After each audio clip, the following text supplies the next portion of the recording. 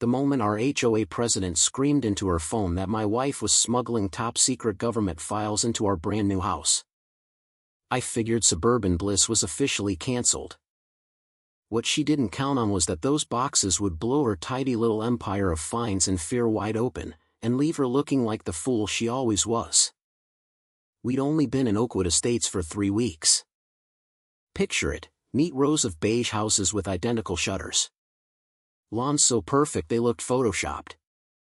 And flags waving like they were auditioning for a commercial. On paper, it was the American dream. In reality, it was a pressure cooker of invisible rules enforced by one woman who treated the neighborhood like her personal fiefdom. Her name was Karen Hargrove, yes. Really, and she wore the HOA presidency like a crown. Every Tuesday she patrolled in her white SUV, clipboard in hand, measuring grass blades and noting unauthorized flower colors. She'd already sent us a welcome packet thicker than a phone book: no holiday lights before Thanksgiving. No visible trash cans after 7 p.m. Absolutely no camouflage clothing in the front yard, because apparently that threatened property values. And heaven forbid your deciduous tree had brown leaves in January.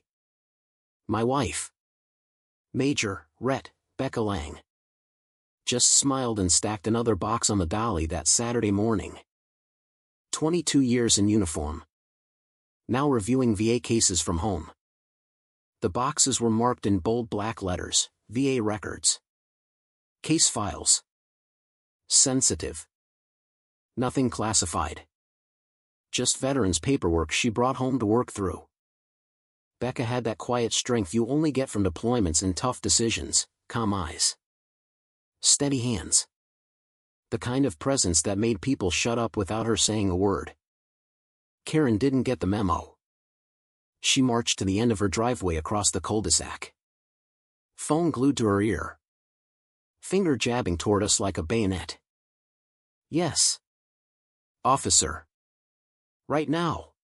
She's moving classified government documents. I see the seals. You need to get here before she hides the evidence. Her voice carried like a siren. Blinds flicked open. Phones rose. The neighborhood's gossip machine whirred to life. Becca set her box down gently and gave me the tiniest head shake. Don't engage. Not yet. I knew that look. I'd seen it when she stared down problems bigger than one nosy neighbor. The sheriff's cruiser rolled in with lights flashing against all that beige perfection. The deputy stepped out, tall, sandy-haired, mirrored sunglasses. Karen pounced. That's her. Search the house. Those boxes are proof of something illegal. The deputy scanned the scene, then looked at Becca. His posture changed instantly. He pulled off the sunglasses, blinked, and straightened. Major Lang, ma'am. Right there in front of Karen's gaping mouth and half the block recording. He snapped a crisp salute. Becca returned it, sharp, professional. The kind that still carries weight years after the uniform comes off. A ripple of gasps went through the crowd. Phones wobbled. Karen's jaw worked like a fish on dry land. But no sound came out. I stepped forward, hand resting on one of the boxes, and kept my voice even. Welcome to Oakwood Estates. Honey. Looks like we've made quite the first impression. The deputy turned to Karen. Tone flat but icy. Ma'am, I suggest you put that phone away now. The cul-de-sac went dead silent except for the wind rustling perfectly trimmed hedges. Karen stood there frozen, her face cycling through rage, shock, and the dawning horror that she'd just called the cops on a respected veteran in front of everyone. That salute didn't just embarrass her. It cracked her armor. And once something like that happens in a place obsessed with appearances, people start noticing the rot underneath. On the surface, things went back to normal. Lawns got mowed. Kids rode bikes. Sprinklers hissed in the evenings. But you could feel the tension humming like power lines. Karen had gone quiet after the salute. But quiet from someone like her wasn't peace, it was reloading. Becca went back to her work every night after dinner. Desk lamp glowing over stacks of files. One evening I brought her tea and caught a name on her screen, SGT. Ryan Whitaker, Karen's late husband. Becca looked up. Voice low. His death benefits case landed on my desk. The numbers don't add up. Tyler. Not even close. I remembered Karen's hysteria over the classified boxes. She hadn't been protecting the neighborhood. She'd been terrified of what those files might reveal about her own secrets. The next day, our neighbor Harold, the quiet treasurer who actually knew how to read a spreadsheet, stopped by with a folder. 3 years of landscaping contracts. All signed by Karen. Prices doubled. No bids. Money vanishing. And the timing lines up exactly with when she collected Ryan's life insurance. Becca closed the file on her desk that night. Hand resting on Ryan's name. She didn't just steal from the HOA. Tyler. She tampered with a veteran's records to cash out faster. Turned his struggle into a lie. Karen wasn't just a busybody with too much time. She was running a con. And she was willing to burn the whole street down to keep it hidden. The monthly HOA meeting in the little beige clubhouse was where the mask started slipping for real. Karen sat at the head table. Clipboard in hand. Wearing that fake polite smile she saved for when she thought she still controlled the room. Neighbors filed in. Avoiding our eyes after the 911 stunt. Whispers had already painted Becca as some shadowy federal operative. Harold gave the treasurer's report. Voice steady. Landscaping this quarter, $32,600. Tree trimming, $14,000. Same vendors. Same inflated rates. Every authorization signed by President Hargrove. The room shifted. Mrs. Bennett frowned. That's double last year. Karen's smile tightened. Inflation. Everyone. You all know how it is these days. Harold didn't blink. Inflation doesn't cancel competitive bids. Signatures do. Yours. He held up the papers. Funds missing. Withdrawals that don't match deposits. Every single one traces back to you. Karen slammed her pen down. Face flushing. This is ridiculous. I've run this community by the book. If you don't like how I protect our standards, no brown lawns. No ugly decorations. No lowering property values, then maybe you should move. Her eyes darted to Becca. Then me. That flash of panic was delicious. For once. The woman who loved lecturing everyone about community values looked like she was sweating through her own rules. Later that night. Walking home under the streetlights. Becca said quietly. She's bleeding the HOA dry to cover her tracks. But it's tied to Ryan's file. She forged his treatment records, made it look like he refused help so the payout would process quicker. I stared at the rows of perfect houses hiding ugly secrets. Karen wasn't enforcing order. She was terrified of losing her throne. She struck back the only way she knew how, with paper and poison. Cheap flyers appeared under doormats and in mailboxes. Do you know who your neighbors really are? Grainy photo of Becca carrying a box. Caption, Federal surveillance. Classified secrets. Reports suspicious activity to HOA leadership. Then the official email blast, certain residents may be engaging in behavior outside community values. Late-night paperwork. Government vehicles, stay vigilant. Neighbors started crossing the street to avoid us. Block party invites dried up. One guy who'd shared coffee with me the week before suddenly found his driveway fascinating whenever I walked by. Karen's smear campaign was textbook, weaponized gossip. Hide behind protecting the neighborhood, all while her own books were bleeding red. But cracks were showing. Harold brought over a flash drive with emails where a contractor complained about padded invoices. Karen's reply, just process it. Funds are covered. Classic misdirection, paint us as the threat so no one looked at her. One night I caught her silhouette pacing behind her curtains. Restless. Like a cornered animal.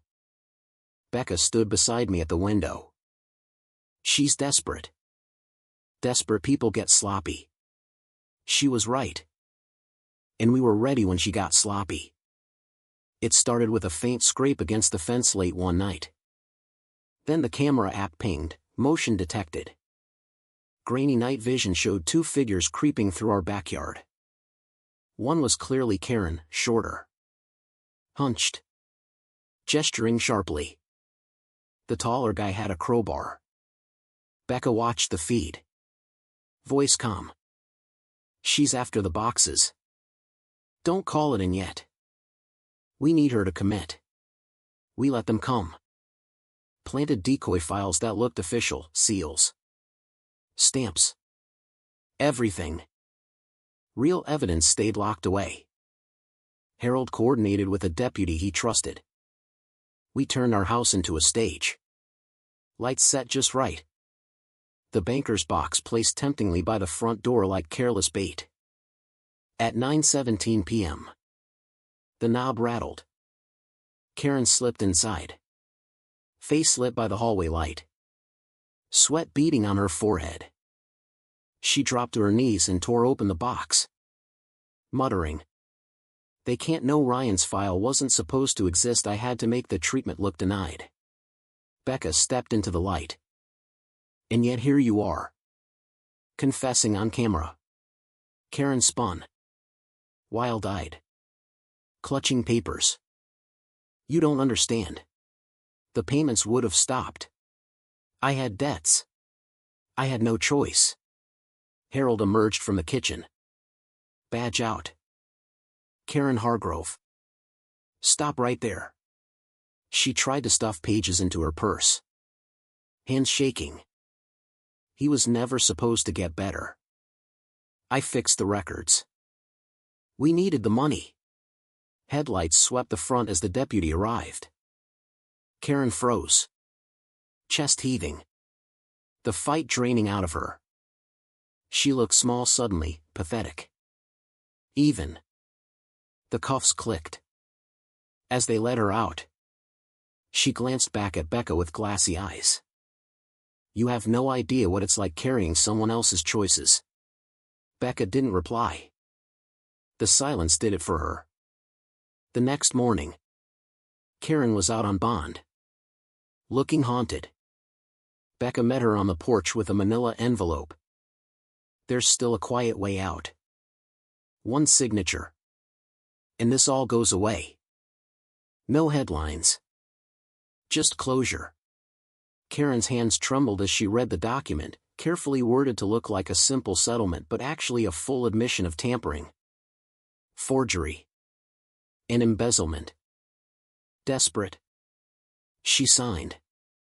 Harold took it with gloved hands. Got her. The realization hit Karen too late. Her face twisted, rage. Betrayal. Panic all at once. You tricked me. Becca met her gaze evenly. No.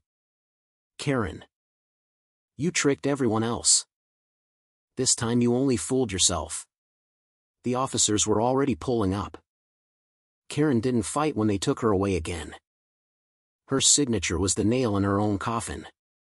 The trial in the county courthouse was swift and brutal. The prosecutor laid out the paper trail, inflated HOA contracts. Forged VA documents denying Ryan treatment he'd actually been progressing in. Gambling debts. Missing funds. Maria, Ryan's sister, took the stand and read his real letters about therapy helping him. The jury saw the grief. They saw the lies. Karen's defense crumbled. When she tried to speak, It came out in pathetic stammers. I never meant the money, I had debts. The judge's gavel came down hard, 22 months federal prison. Full restitution. Permanently banned from any position of financial trust. Karen looked broken as they led her away. No more clipboard. No more power. Just the consequences of her own greed. In the weeks that followed, Oakwood Estates started breathing again. Harold was voted president unanimously. He opened the books in the clubhouse one Saturday, every dollar accounted for. Fees lowered. Ridiculous rules quietly retired. No more fining people for brown leaves in winter or banning perfectly normal holiday lights. Neighbors who'd avoided us started waving. Some brought pies. One veteran left a folded flag on our porch with a note, "For Major Lang," who fought without firing a shot. We built a small memorial garden near the clubhouse, flowers. A bench. A stone for SGT. Ryan Whitaker, his fight lives on in those who choose truth. Kids placed flags there. People talked openly again instead of whispering. Becca never asked for the attention. But she became the neighborhood's quiet anchor. At night, though, when the lamp stayed on late over new case files, I could see the weight. Karen hadn't been the end of it. There were patterns across states. Shell companies. Bigger shadows. But that's another story. For now, Oakwood Estates felt like home again. The storm had passed. The masks were off. And the woman who once ruled with fear and fines was gone. So tell me, was Karen the real villain here? Or was the system that gave her unchecked power the bigger problem?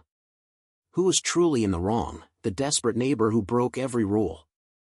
Or the rest of us who let fear of fines and gossip keep us silent for so long? Drop your thoughts below. I'm reading every one.